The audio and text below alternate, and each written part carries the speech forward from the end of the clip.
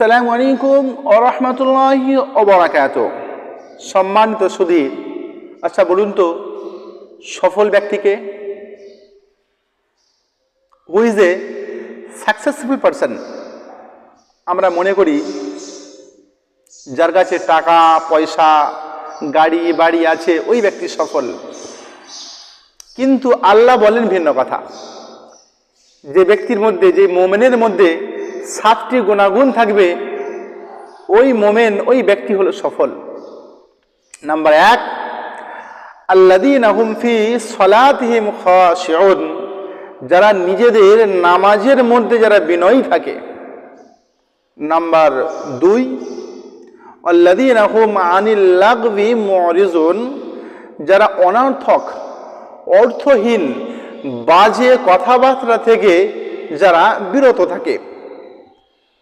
Number 3, আল্লাযীনা হুম লিযাকাতি ফাইলুন, যারা রীতিমতো যাকাতকে প্রদান করে।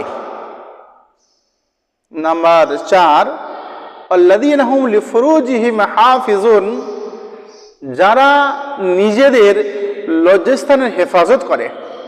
নাম্বার 5, আল্লাযীনা হুম লিআমানাতিহিম, যারা আমানতের খেয়ানত করে না।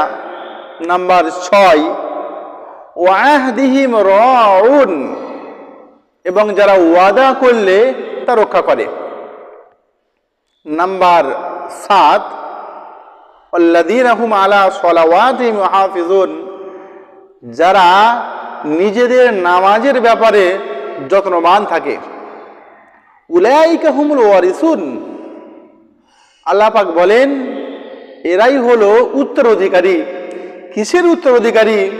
আল্লাযীনা ইয়ারিসুনাল ফিরদাউস হুম ফিহা খালিদুন, এরা হলো জান্নাতুল ফিরদাউসের উত্তরাধিকারী, যেখানে তারা চিরকাল থাকবে। সুবহানাল্লাহ।